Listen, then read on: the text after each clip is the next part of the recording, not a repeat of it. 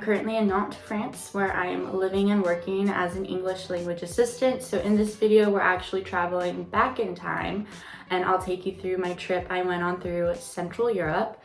So in France, the school system takes longer vacations more often. So in February, I had a 2-week break. And so my friends and I decided to take a trip to Central Europe and see Prague, Vienna, and Budapest.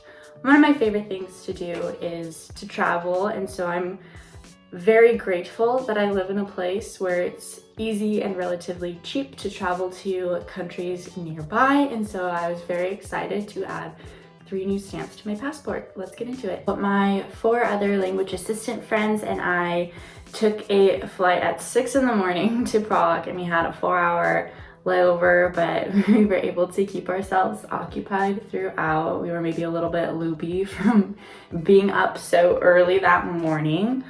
I really had no idea what to expect in Prague. I really didn't do a lot of research prior to leaving, and Prague absolutely exceeded any expectations that I could have set. So after a very long travel day, we finally arrived and we stayed at a hostel in the downtown area. And I had this double paned window or paneled window with a very large gap in between. So it kind of felt like we were in a storefront, which was interesting.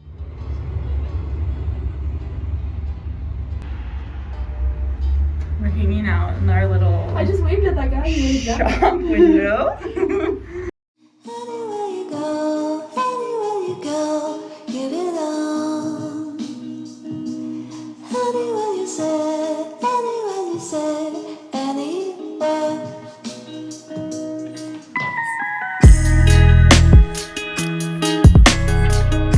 I am a huge dessert fan. I have a huge sweet tooth. I am known for eating dessert before dinner. So of course I brought us to a pastry place first thing after arriving. And then afterwards we went to a traditional Czech place for dinner where I had a chicken schnitzel, I believe, and of course beer. In the Czech Republic, I believe they drink the most beer per capita than any other country in the world, so it's almost weird if you don't order beer with your dinner. And so of course we had to get some beer, and cheers to being in Prague. The next morning we went on a walking tour to get to know the city better, and one really cool place we visited is called the House of Black Madonna. It was built by architects who study with Picasso, so the entire place is themed Cubism. It's very geometric, even the mugs are geometric. And it's known for having really cute and delicious cakes. 2 of the most popular are the virus and the vaccine cake. I'm a huge architecture and history nerd, so one of the things that makes Prague so special is that you can see so many different architectural styles. Like in Old Town Square, there was this line of buildings where you could see the Gothic style from the 12th century, the Renaissance style from the 15th century, and then just right behind it was a church from the 13th century, which is just absolutely mind-blowing to see so many centuries of architecture in one place. In Old Town Square, there's also the famous astrological clock built in the early 1400s that's still fully functioning today, and so when the hour turned, we were able to watch the little puppet show that goes off. Oh my god, it's kind of terrifying.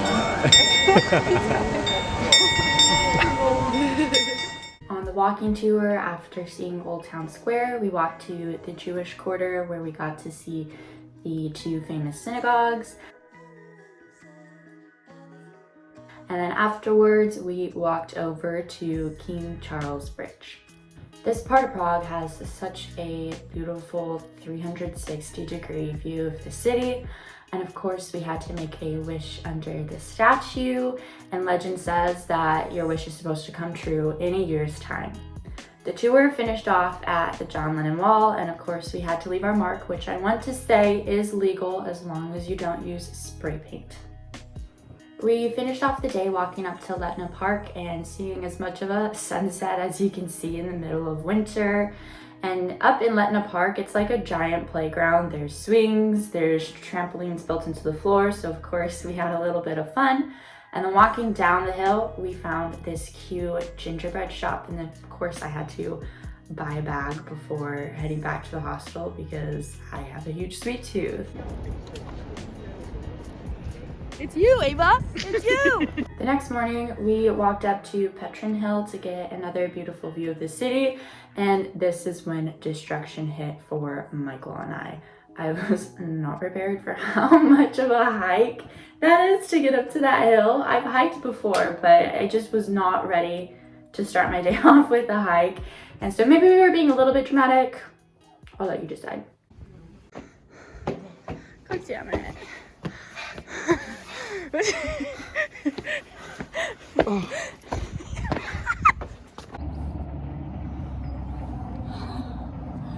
We've been hiking. We've been hiking for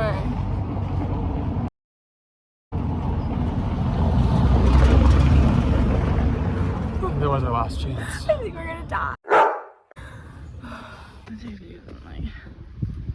my god, they keep going. Good for them. I'm turning around.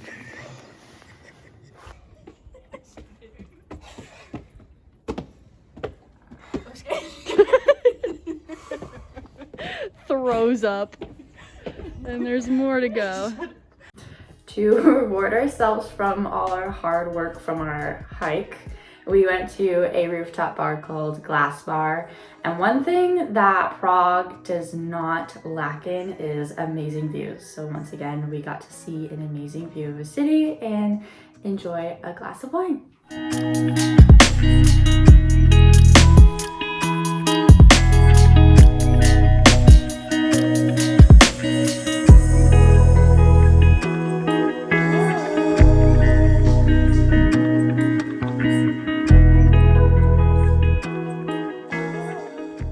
We got really lucky that one of the nights we were in town, one of Mozart's operas was being played at the Estates Theater, which was one of Mozart's favorite theaters to perform in. And so it was amazing to see an opera in such a historic theater. It felt like we were traveling back in time.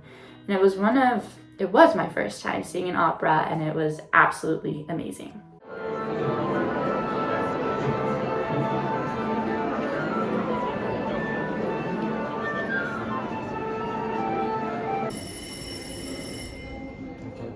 On our final day in Prague, we walked across town to see the Prague Castle, which is a castle that really doesn't look like a castle, but is the largest castle complex in the world. This is another one of those places where you can see 4 styles of architecture in one place, so of course I absolutely loved it. And we went at noon to be able to see the changing of the guards, which was really cool to see.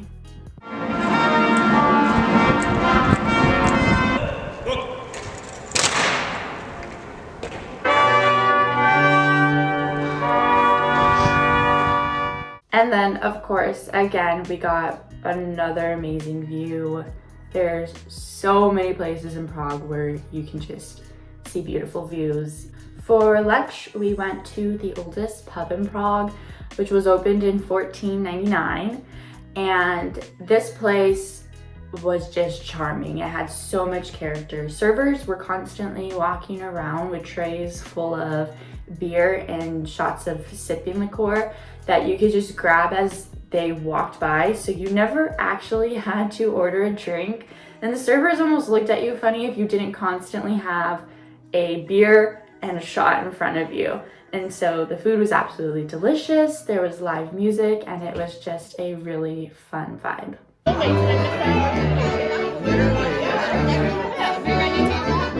That just about wraps up my time in Prague. I absolutely fell in love with this city. I saw a side to Europe that I haven't really experienced before, because Western Europe is just a lot different in the culture and in the architecture than Eastern Europe is. And so it was really cool to see a new side of Europe and to experience a new culture. I hope you enjoyed following me along on my trip to Prague. There will be a video coming out soon about my trip to Vienna and then another video on Budapest, so stay tuned if you're interested in watching those.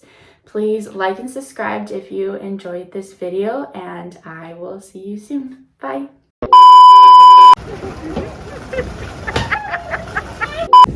Is this Paris? Can you even spell Prague? Can't even spell Prague. Nikki challenge. Their shit. And then like. Look at the chihuahua. Something fun, Michael. Like jump in. Jump in. Wow, I love the view. Let's know if you want to support your antagonist.